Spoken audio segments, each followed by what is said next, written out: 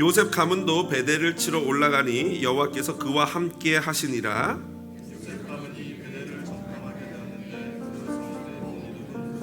정탐꾼들이 그 성읍에서 한 사람이 나오는 것을 보고 그에게 이르되 청하노니 이 성읍의 입구를 우리에게 보이라. 그리하면 우리가 내게 선대하리라 하매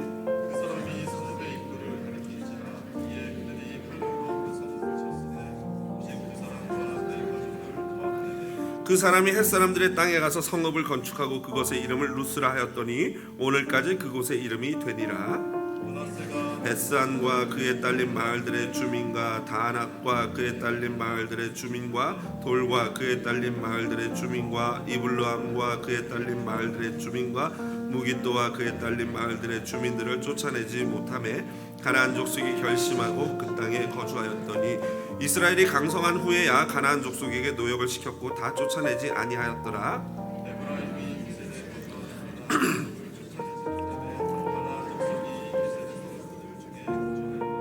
스불론은 기드론 주민과 나할롤 주민을 쫓아내지 못하였으므로 가나안 족속이 그들 중에 거주하면서 노역을 하였더라. 시돈 주민과 알랍과 악십과 헬바와 아빅과 루옥 주민을 쫓아내지 못하고 아셀 족속이 그 땅의 주민 가나안 족속 가운데 거주하였으니 이는 그들을 쫓아내지 못함이었더라. 베스메스 주민과 베다낫 주민을 쫓아내지 못하고 그 땅 주민 가나안 족속 가운데 거주하였으나 베스메스와 벳아낫 주민들이 그들에게 노역을 하였더라. 아모리 족속이 단자손을 산지로 몰아넣고 골짜기에 내려오기를 용납하지 아니하였으며 결심하고 헤레스 산과 아얄론과 사알빔에 거주하였더니 요셉의 가문이 힘이 강성하며 아모리 족속이 마침내는 노역을 다 같이요 아모리 족속의 경계는 아그라빔 비탈의 바위부터 위쪽이었더라. 아멘. 오늘은 본문 사사기 1장 22절로 36절 본문 말씀 가지고요 결심이라는 제목으로 말씀의 은혜 나누도록 하겠습니다. 새벽 기도에 참여하신 분들이나 새벽 묵상을 읽으신 분들은 이미 제 글을 보셨을 것입니다. 지난 주 중에 저는 우연히 레디컬이라는 책의 저자인 데이빗 플랫 목사의 올해 초 애틀랜타 집회에서 수만 명의 청소년과 청년들 앞에서 설교한 영상을 보게 되었습니다. 그런데 정말 특이한 설교였는데요. 왜냐하면 그 설교가 로마서 1장부터 8장까지를 통째로 암송한 설교였기 때문입니다. 그냥 이렇게 저처럼 설교하는 게 아니라 로마서 1장부터 8장을 처음부터 끝까지 줄줄줄줄 외운 거예요.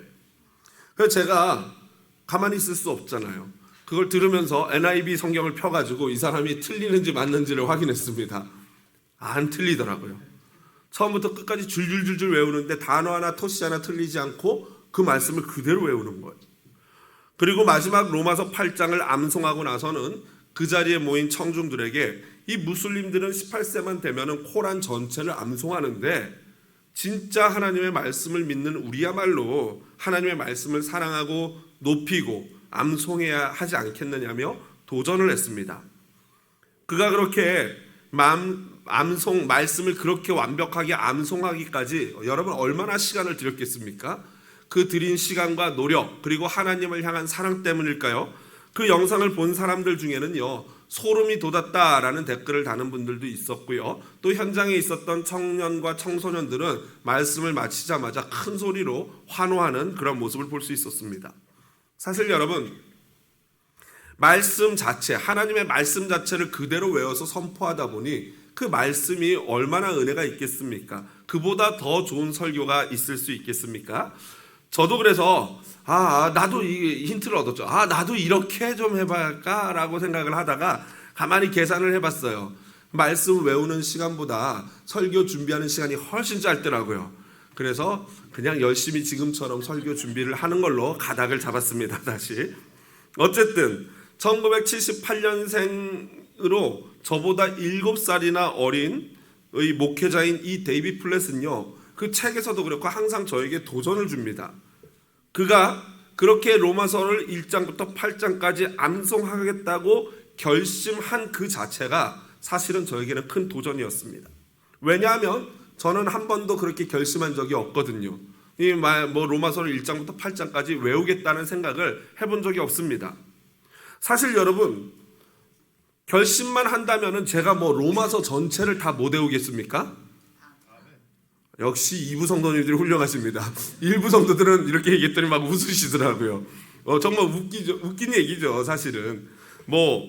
여러분, 사실 저뿐만 아니라 여러분들도 마찬가지예요. 아무리 머리가 돌머리라도 시간이 좀 오래 걸려서 그렇지 누구나 다 결심만 한다면 외울 수 있을 줄로 믿습니다. 결심만 하면 외울 수 있어요, 여러분. 사실 이 돌머리가 머리에 새기는 거는 굉장히 힘들죠. 그런데 일단 돌에다가 뭔가를 새겨놓으면 어떻게 됩니까? 영원토록 잊어버리지 않습니다. 그렇기 때문에 새기는 건 어려워도 한번 새기면은 말씀이 잊혀지지 않고 계속 남는 거예요. 그런 장점이 있어요. 이게 바로 결심의 힘이죠. 결심. 이런 와중에 이와 상반되는 아주 이상한 결심을 한 사람들을 지난 주중에 뉴스로 또 보게 되었습니다. 미국의 한 대형 장로교회가요, 주일 예배 도중에 오늘 우리 어린이들 있었던 것처럼 어린이들과 함께 같이 예배하는 그 장소에서요, 드래그 공연이라는 것을 했다고 합니다. 드래그 퀸 공연, 이런 게 뭐냐면요, 게이가 이 여장 분장을 하고 나와서 하는 공연을 드래그 퀸 공연이라고 하는데, 사진에서 보시는 바와 같이 교회 강대상에 저런 괴상망측한 복장을 한 사람이 나와가지고 이 어린이들과 성도들 앞에서 말씀을 전하고 있는 거예요.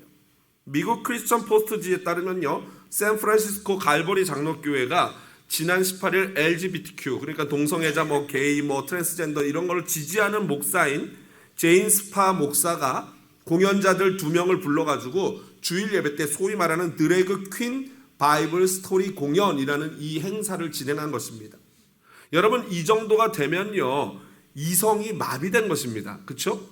교회에서 주일날 애들까지 데리고 이런 공연을 한다는 것은 사람들의 일반적인 상식과 이성이 마비됐다는 거죠. 무엇이 옳고 그른지, 무엇이 우리의 아이들에게 유익한지 무익한지를, 해로운지를 판단하지 못하는 상태까지 이르게 된 것이죠. 여러분, 이성과 이성에 의한 합리적이고 객관적인 사고, 그리고 결단하는 것은요, 그것을 바탕으로 결심하고 결단하는 것은요, 사실은 하나님이 주신 놀라운 선물입니다. 이것을 신학적으로 우리는 뭐라고 말하냐면요, 소위 자연 은총 내지는 자연 계시다라고 말을 합니다. 그런데 사탄은요, 우리에게 주신 하나님의 그 귀한 선물을 마비시키고 왜곡시켜서 결국에는 이성적이고 합리적인 판단을 하지 못하도록 합니다. 오히려 사람들은 이상한 결심을 하고 그것을 부끄러워하지도 않으면서 그 결심을 그대로 실행하는 그러한 시대가 된 것입니다. 사탄은요, 이처럼요, 어릴 적부터 이 나쁜 경험을 통해서 또는 잘못된 가르침을 통해서 피해의식과 잘못된 사고의식을 우리 사람들 머릿속에 심어주고 있습니다. 예를 들어볼까요? 예를 들면요, 우리는 서로가 다 똑같을 필요가 없어요. 서로의 다름을 어떻게 해야 됩니까? 인정해야 합니다. 남자와 여자의 차이를 인정해야 하고요, 어른과 아이의 차이를 우리는 인정해야 합니다. 남자와 여자가 같을 필요가 없어요. 왜냐하면 하나님은 우리 인간을 남자와 여자로 만드시고 그 둘이서 진정으로 하나가 될 때 하나님의 이 창조 세계가 아름답도록 디자인하셨습니다. 그러니까 남자와 여자라는 것은요, 내 감정이나 내 생각에 의해서, 내 주장에 의해서 결정되는 게 아니라 사실은 하나님이 자연 은총, 자연 은혜로 심어주신 무엇에 의해서 결정됩니까? DNA, 염색체에 의해서 결정되는 것입니다. 그런데 어떤 남자 육상 선수가 있었어요. 아마 제 생각에는 그 사람이 성적이 별로 좋지 않았을 것 같아요. 남자 육상 선수가 있었는데 그 선수가 성전환 수술을 했어요. 그리고 나서 나는 여자다라고 주장하면서 여자 육상대회에 나오기 시작했어요. 그러면서 모든 금메달을 휩쓸었어요. 그러면서 좋아라 하고 막 사진을 찍어요. 여러분, 이것은 미친 것이 분명하죠. 그 금메달 따는 것이 그렇게 더 중요했던 것이죠. 여러분, 지난번에 제가 한번 언급했지만 저기 옆에 주 스테이트인 오레곤주에서 우리 한인 부부 한 가족이 눈길에 갇혀가지고 길을 잃었던 사고 말씀드리지 않았습니까? 생각해 보십시오. 차가 눈길에 갇혔어요. 어린 젖먹이가 있고 3살 아이가 있고 엄마와 아빠가 있습니다. 누군가는 구조를 요청하러 가야 돼요. 누가 가야 합니까? 여러분 같으면, 여러분 가족이 그렇다면 누가 구조 신청하러 나가겠습니까? 당연히 아빠죠. 남자죠. 왜요? 왜냐면은 남자는요, 죽었다 깨나도 젖먹이에게 젖을 먹일 수가 없어요. 아빠 찌찌를 애가 물면요, 애가 신경질을 냅니다. 남자는요, 아무리 잘났고 힘이 세도 죽었다 깨나도 애 젖을 먹일 수 있는 몸이 아니에요. 왜냐면 하나님이 그렇게 디자인하셨어요. 근데 요즘 사람들은요, 그렇게 남자가 나가면은 왜 남자 여자 차별을 하고 그래? 이런 식으로 받아들여요. 이게 차별입니까? 아니죠. 이거는 남자와 여자의 우열의 문제가 아니에요. 하나님께서 우리에게 주신 고유의 역할과 하나님이 주신 가장 아름다운 것들의 이야기입니다. 하나님이 우리 인생을 그렇게 디자인해 놓으셨어요. 그런데 사탄은 어떻게 합니까? 그걸 자꾸 바꾸려고 하고 자꾸 부정합니다. 자꾸 바꿔요. 또한 사탄은요, 우리 마음속에 잘못된 허영심을 심어줘서 사람들이 제대로 판단하지 못하게 합니다. 여러분 혹시 뉴스 보신 분들 계시겠지만요, 지난 주 중에 저 대서양에서 타이타닉 잠수정 사고가 있었습니다. 뭐냐면요, 이게 잠수정을 타고 내려가서 관광을 하는 상품인데 왜 타이타닉 잠수정이냐면요, 100여 년 전, 훨씬 전에 있었던 대서양에 침몰했던 타이타닉 호를 타이타닉이 해저에 잠겨 있지 않습니까? 그걸 가가지고 이렇게 한번 보고 오는 그런 상품입니다. 그런데 결국 그 잠수정이 사고를 당해서 신호가 끊어지고 결국에는 그 잠수정 안에 타고 있던 5명 탑승자 전원이 사망한 것으로 보여집니다. 해양경찰은요, 파괴된 잠수정의 파편 일부만을 찾았는데 아마도 그 심해 내려가면 엄청난 압력이 있지 않습니까? 그것 때문에 기체가 부서지고 망가진 것으로 추정을 하고 있습니다. 우선은 저렇게 사고로 사망한 5분들에 대해서 애도를 표합니다. 더욱 안타까운 건 뭐냐면요, 첫 번째 사진에서 보이는 분이 파키스탄의 억만장자라고 하는데요, 이 억만장자가 19살짜리 아들과 함께 저 배에 잠수정에 탑승했던 것입니다. 옆에 있는 아들이 19살이에요. 그런데 이번 사고로 변을 당한 것이죠. 여러분, 이 관광 상품 여러분 얼마일 것 같습니까? 1인당 25만 불이래요. 우리나라 돈으로 3억 원을 내고 내려가는 겁니다. 그리고 내려가기 전에 계약서에 사인을 하는데 이 어떤 사고가 벌어지고 죽을지라도 수하지 않겠다는 그런 데다 사인을 해야 한다고 합니다. 여러분, 타이타닉호 어떤 배인지 기억하시죠? 어떤 배입니까? 신도 침몰시킬 수 없다라고 말하면서 미국에서 출발한 그러한 배입니다. 그 영국을 향해서 이렇게 가는 그 와중에 처녀항해죠. 첫 번째 항해에 1,500명 이상의 사망자가 발생한 이 해상사고, 역대 해상사고 최악의 사고 아니겠습니까? 그런 배예요. 여러분, 그렇다면 우리는 이 사건을 통해서 뭘 배워야겠습니까? 겸손을 배워야죠. 인간이 신도 침몰시킬 수 없다, 이런 말도 안 되는 허황된 소리나 하면서 교만 떨 것이 아니라 겸손을 배워야 하는데, 굳이 그 겸손을 배워야 하는 그 사고 현장을 굳이 그 많은 돈과 생명의 이 대가까지도 걸고 생명을 담보로 해서 그 깊은 바닷속을 내려간다는 것이 얼마나 비이성적인 행동입니까? 이번 사고로 그 여행사, 잠수정 여행사의 CEO까지도 그 배 안에 함께 탔었는데 사망했다고 합니다. 여러분, 그리스도인은요, 이성이나 합리성, 결심과 같은 자연 은총, 자연 계시를 무시해서는 안 됩니다. 왜냐하면 하나님이 만드신 이 세상은요, 하나님이 심어놓으신 그 자연 법칙에 의해서 돌아가고 있기 때문이에요. 자연 은총이 얼마나 감사한지요, 자연 은총은요, 하나님을 믿는 자들에게만 주는 것이 아니라 하나님을 모르는 자들에게도 주시는 하나님의 자비하심이에요.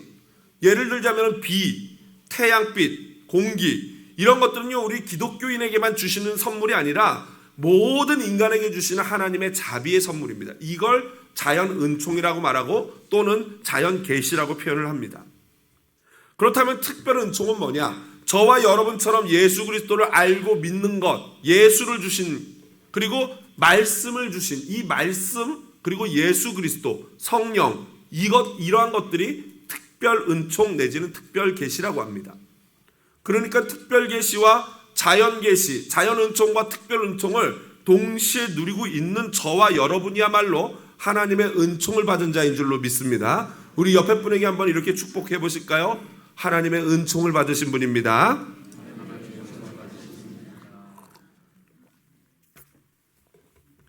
오늘 본문을 보면요, 바로 이 특별 은총과 자연 은총의 이야기가 잘 등장하고 있습니다. 이스라엘은요, 우리나라처럼 북이스라엘과 남유다로 나눠져 있습니다. 북쪽을 북이스라엘이라고 표현하고 남쪽을 남유다라고 표현합니다. 지금은 아니죠. 옛날 이제 분열 왕국 시대 때를 말하는 겁니다. 그런데 오늘 본문 사사기는요, 아직 왕정 시대가 도래하지 않았기 때문에 사실은 12지파가 연합체로서 있는 그런 공동체였어요. 그러다가 사무엘 시대가 되고 사울 왕이 첫 번째 왕으로 세워주고 다윗 왕, 그 다음에 솔로몬, 그리고 솔로몬 이후에 북이스라엘과 남유다로 나뉘어지게 됩니다. 그런데 남유다는요, 딱 두 지파만 합쳐진 공동체예요. 유다 지파와 베냐민 지파. 그런데 유다 지파는 다윗 왕의 지파고요, 베냐민 지파는 사울 왕의 지파입니다. 그러면 여러분, 두 지파는 원수 지파 아니겠습니까? 그러면 두 지파가 함께 나라를 이루는 것이 너무나도 의아할 텐데, 그 두 지파의 공통점이 있어요. 그건 뭐냐면은 나머지 이스라엘의 10지파는 왕을 배출한 지파가 아니에요. 베냐민 지파와 유다 지파에서만 왕이 나왔습니다. 그렇기 때문에 이 두 지파가 한 나라가 될 수 있었던 것이고요, 그 외 나머지 이 지파들이 뭉쳐서 북이스라엘을 이룹니다. 북이스라엘의 리더는요, 바로 요셉의 두 아들 중에 두 번째 차남인 에브라임 지파가 그 이스라엘의 리더 지파가 됩니다. 오늘 본문을 보면요, 에브라임 지파, 요셉의 가문이라는 단어가 나오는데, 지난주 본문이 유다 지파, 그러니까 유다와 베냐민 지파가 가나안 땅을 정복하는 승리의 이야기였다면, 오늘 본문은 나머지 10지파 중에 대표라고 할 수 있는 요셉 가문으로 표현되어지는 에브라임, 므낫세, 그 외 나머지 지파들의 가나안 정복 승리 이야기를 담고 있습니다. 요셉 가문이 어떻게 승리할 수 있었나? 22절 간단합니다. 여호와께서 그와 함께 하심으로. 유다 지파가 승리한 비결도 그렇고요, 요셉도 그렇고요, 성경에 나오는 모든 승리의 비결은 뭐예요? 임마누엘 하나님, 함께 하시는 하나님 덕분인 줄로 믿습니다.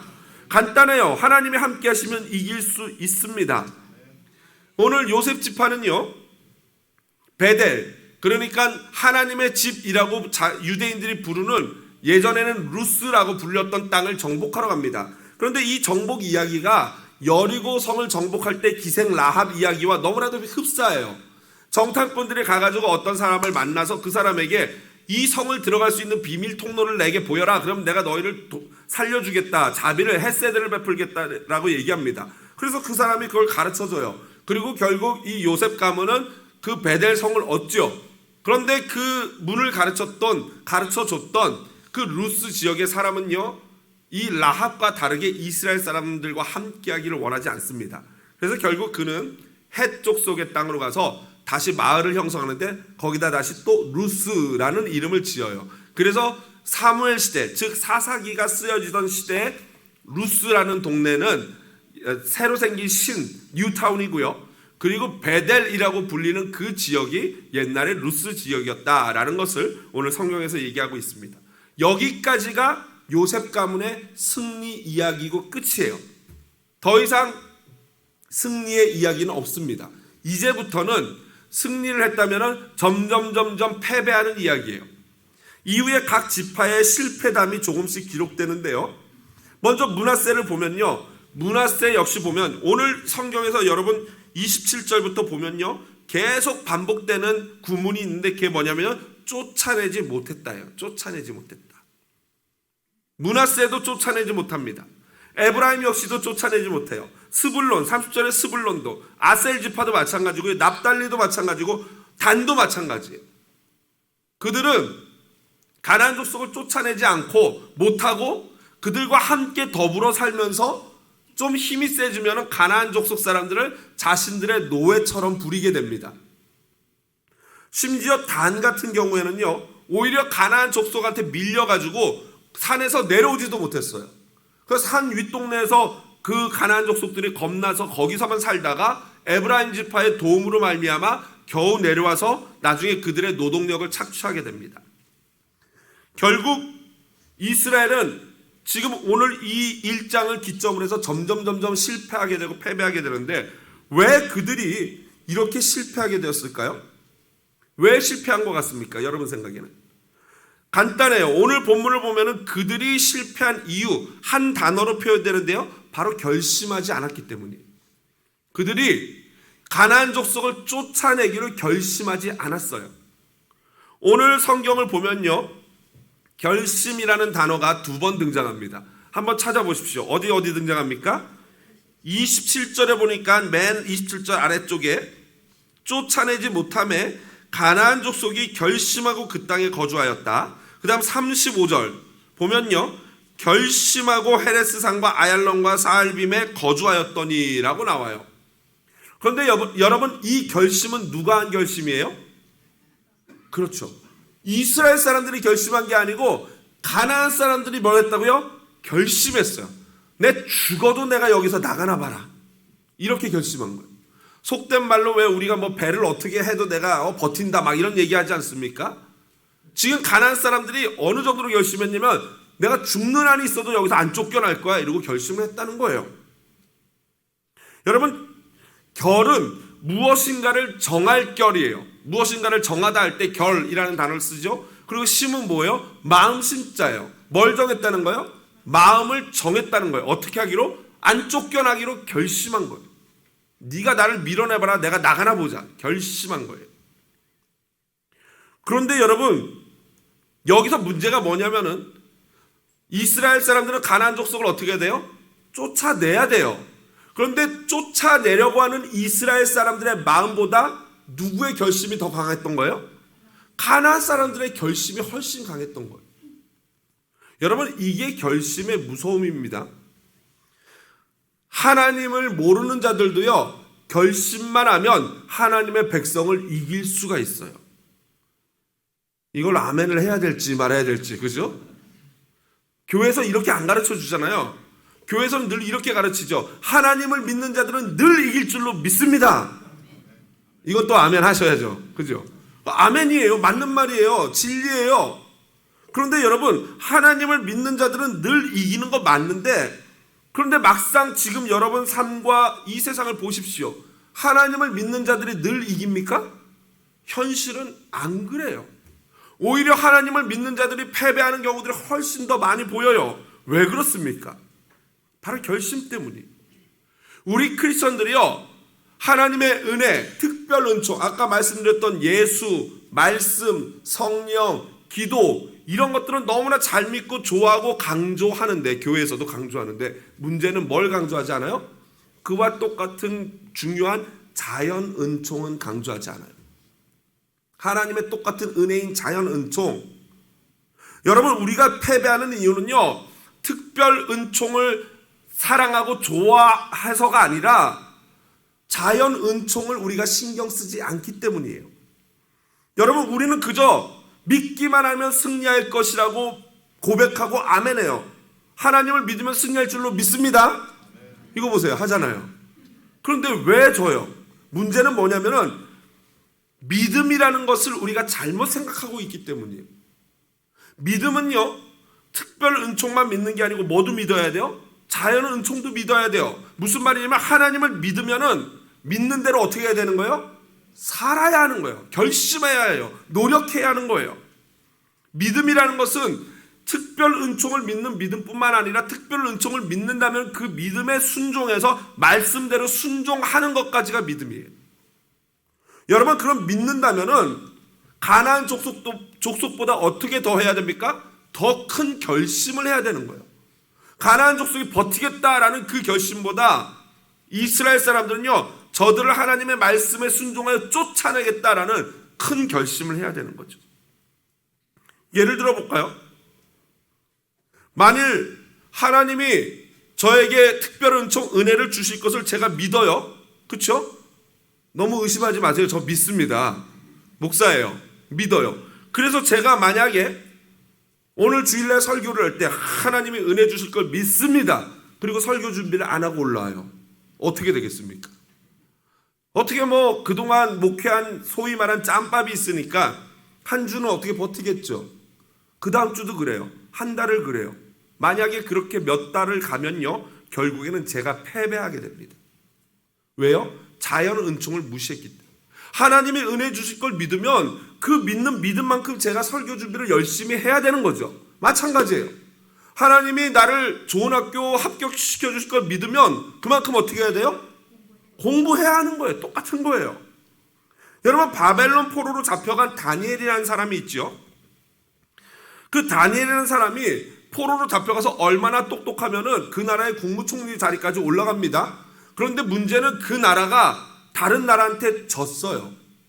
그럼 이 사람 죽어야 되는 거 아닙니까? 그런데 그 다음 이긴 나라가 그 사람을 똑같이 국무총리로 세웠어요. 그리고 그 나라가 그 다음 나라한테 또 졌어요. 이렇게 패권이 3번 정도가 넘어갑니다.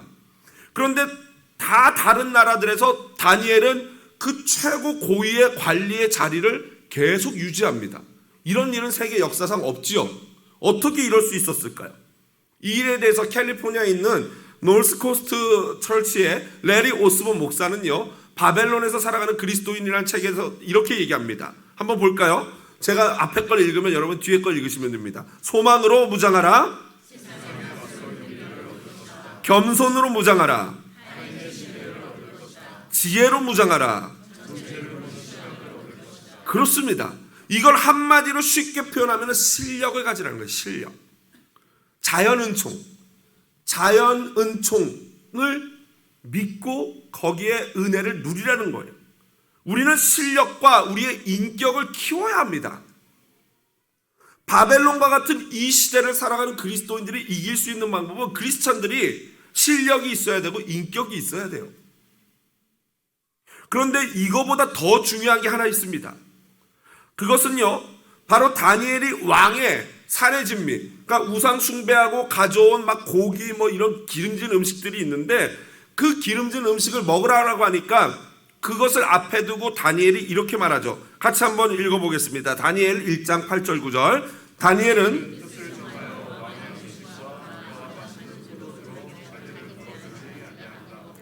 자기를 더럽히지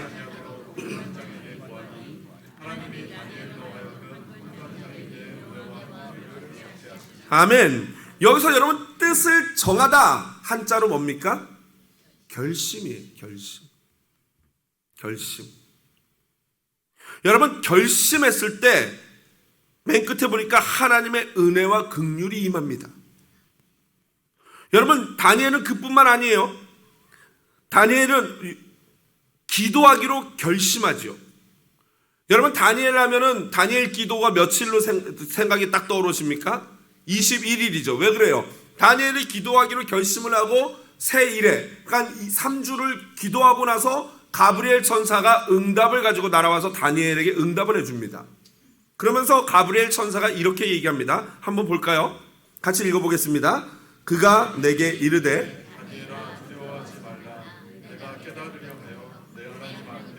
스스로 겸비하기로 결심하던 첫날부터 내 말이 응답받았으므로 내가 내 말로 말미암아 왔느니라. 아멘. 여러분, 언제 응답이 됐다고요? 결심한 첫날.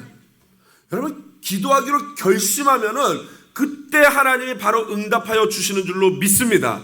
문제는 뭐예요? 가브리엘이 와서 다니엘에게 이렇게 얘기해요. 이 뒤에 보면요, 13절 이후로 보면은 네가 결심한 첫날 하나님이 응답을 줘서 그걸 가지고 오는데 중간에 누굴 만나요? 사탄을 만나요. 그래서 사탄과 영적으로 치열한 전쟁. 그러니까 우리가 기도할 때 사탄이 우리의 기도의 응답을 뭐예요? 방해하는 거예요.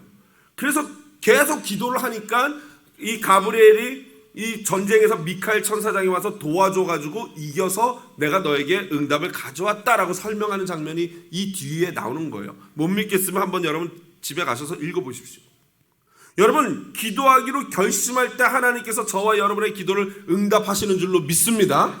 그러니까 응답 받으려면 언제까지 해야 돼요? 죽을 때까지 하는 거예요. 막 응답이 올 때까지 끝까지 하면은 반드시 응답 받을 줄로 믿습니다. 이게 기도예요. 말씀을 정리합니다. 가나안 족속은요, 그 땅에 죽을 때까지 버티기로 결심했어요. 그런데 이스라엘 사람들은요, 그저 그들을 자신들의 편리를 위해서 쫓아내는 일을 게을리했어요.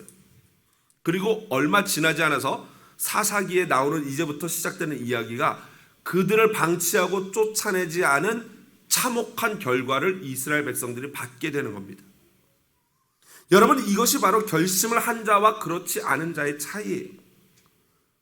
만일 우리가 세상 사람들과 똑같이 결심한다면요, 하나님이 함께 하시는 우리는 백전백승일 줄로 믿습니다. 우리가 지는 이유는 하나님이 함께 하시지 않아서가 아니에요. 내가 결심하지 않기 때문이에요.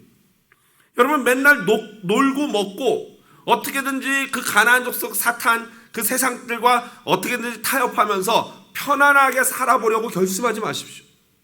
자꾸 맨날 그렇게만 결심하니까 우리가 못 이기는 거예요. 악한 영들을 쫓아내고 세상과 타협하고자 하는 마음을 쫓아내고 하나님 말씀에 순종하고 은혜의 자리에 찾아가고 복음을 전하고 이러한 일에 결심하는 저와 여러분 되기를 주님의 이름으로 축복을 드립니다. 하나님은 그런 결심하는 자들에게 복을 주셔요. 도와주셔요. 우상 숭배한 왕의 산의 진미로 자신을 더럽히지 않기로 결심한 다니엘을 하나님은 도우셨어요.